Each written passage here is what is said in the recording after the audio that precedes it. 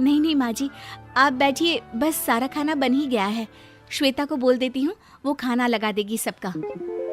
Sorry भाभी, मेरे पास वक्त नहीं है। माँ, मुझे पैसे देना, पार्लर जाना है।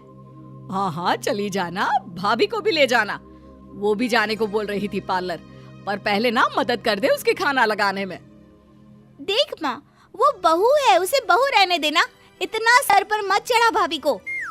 श्वेता, ज्यादा मत बोला कर। बहू और बेटी में कोई फर्क नहीं होता है। जा जाकर काम कर। ननद को माँ का भाभी से इस तरह प्यार करना बिल्कुल अच्छा नहीं लगता। वो बार बार किसी न किसी तरह माँ को भाभी के खिलाफ भड़काती रहती, लेकिन कोई फायदा ना होता। एक रोज, अरे बेटे किशन, जा बहू को कहीं घुमा कर ला, सारा दिन घर में काम करती रहती है। हाँ हाँ माँ, हम लोग जा रहे हैं ना गोवा। अच्छा जी, भाभी ने तो हमें बताया भी नहीं। वैसे तो सारी पंचायत करती है, ये गोवा वाली बात क्यों छुपा गई हमसे? अरे क्योंकि उसे खुद नहीं पता था बहन। मुझे टिकट सस्ती मिल रही थी तो मैंने बुक कर दिया। हाँ शिखा, पैकिंग कर ले, संडे हम जा रहे हैं गोवा। दोपहर में शिखा पैकिंग कर रही थी कि सास आ जाती है। ये क्या बहू, साड़ियाँ? अरे गोवा जा रही है घूमने या फिर शादी में मायके हैं? माँ जी, ऐसा कुछ है ही नहीं, समझ में नहीं आ रहा क्या रखूं कपड़े में। अरे तेरी और श्वेता की साइज तो एक ही है, उसके कुछ मॉडर्न कपड़े ले ले, आकर लौटा देना। हाँ माँ जी, ये ठीक रहेगा। शिखा श्वेता के पास जाती है और उससे कपड़े मांगती है। ना जी ना, मैं अपने कपड़े ना दूं, वैसे भी फैल जाएंगे मेरे कपड़े, बहुत महंगे वाले हैं। शिखा मुंह लटकाकर कमरे में आ जाती है तो सास कहती है, चल तैयार हो जा, तुझे मैं शॉपिंग करा कर लाती हूँ गोवा की। बस फिर क्या था, सास बहू निकल जाते हैं मार्केट और एक से बढ़कर एक ड्रेस खरीद कर घर आते हैं। पहले बता देती कि नए कपड़े दिलाने वाली है भाभी को, तो मैं अपने ही दे देती ना भाभी को, मुझे दिला देती नए कपड़े। देख श्वेता, परिवार का मतलब सबके साथ रहना होता है, ना कि सिर्फ अपना सोचना। वैसे भी तुझे अच्छे संस्कार सीखने चाहिए। और रही बात कपड़ों की, तो शिखा, आज से घर पर भी तू मॉडर्न कपड़े ही पहनेगी। कोई जरूरत नहीं है ये साड़ी वाड़ी लपेटने की। अब क्या था, घर पर श्वेता और शिखा एक जैसे रहते। एक बार पड़ोसन आती है। अरे बेटा, अपनी माँ को तो बुलाना जरा, बात करनी है। शिखा सास को बताती है और रसोई में चली जाती है। ये आपकी बेटी बहुत बड़ी हो गई है, इसके लिए एक रिश्ता है, कहो तो बता दूं। ये बेटी नहीं बहू है, घर में सब एक जैसा ही रहता है। वैसे मेरी बेटी भी बड़ी हो गई है, कोई रिश्ता हो तो जरूर बताना। पड़ोसन रिश्ता लेकर उन लोगों के घर आती है। तब श्वेता की होने वाली सास कहती है, तो ये घर है, कितने मंजिल का है? और ये बहू ने आपकी क्या पहन रखा है, जीन्स टॉप?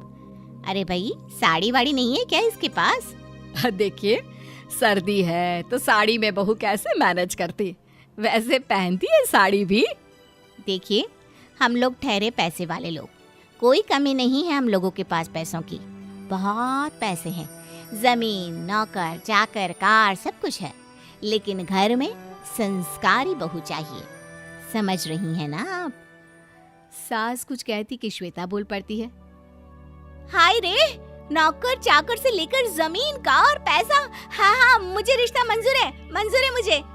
अरे रुक जा श्वेता, मैं बात कर रही हूँ ना। देखिए, हम लोगों के घर इतनी आजादी नहीं मिलेगी। अरे हाँ कर देना माँ, हाँ कर दे जल्दी से। सास क्या करती, बेटी की शादी ऐसे घर में कर देती है जहाँ ना उनके विचार मिलते हैं और ना ही आचार। शादी के बाद एक रोज फोन पर, श्वेता बेटा, एक बार घर आ जा, बहुत दिल करता है तुझे देखने का। माँ, वो घर पर बहुत काम होता है, कैसे आऊँ? बड़ा घर है, लेकिन आने जाने वालों की लाइन ही लगी रहती है। बेटा, मैं तो जानती थी उस घर का हाल, लेकिन तू ही नहीं मान रही थी। माँ देख, हर घर का यही हाल है। तेरी बेटी को यहाँ घूंघट हटाने की परमिशन नहीं है और एक तरफ भाभी स्कर्ट पहनकर घूम रही है। बेटा मुझे क्या पता था कि मेरी बेटी को ससुराल के नाम पर पिंजरा मिल जाएगा।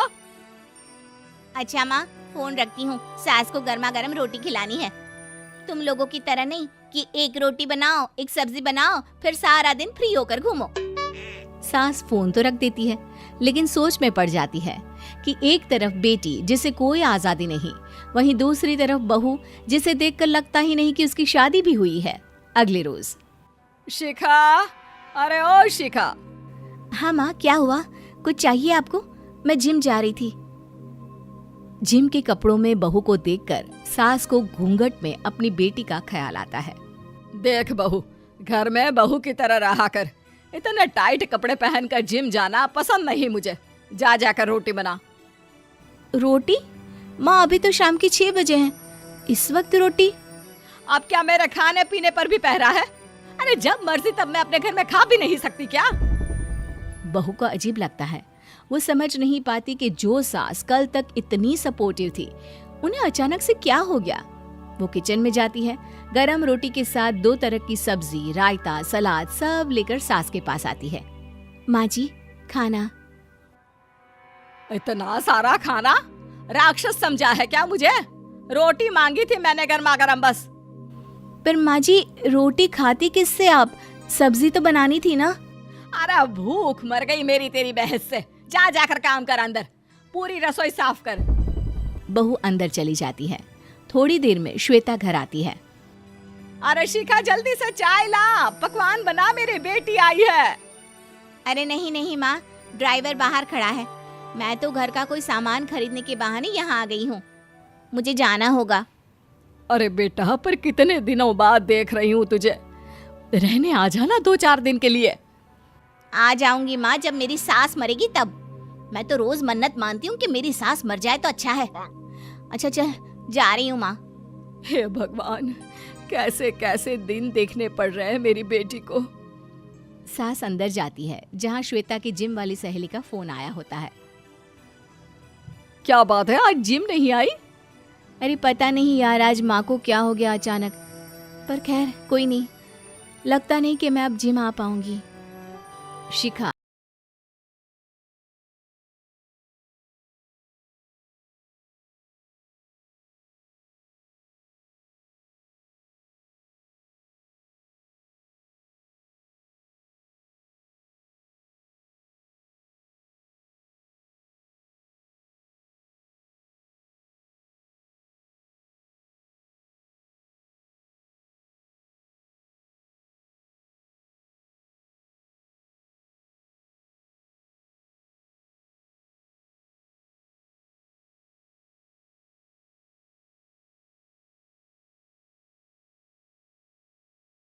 भागीदार बना रही थी।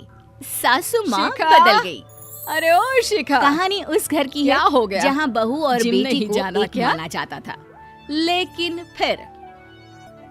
अरे शिखा बेटा, तू रसोई में क्यों घुसी रहती है? जा, रोटी मैं बना लूंगी।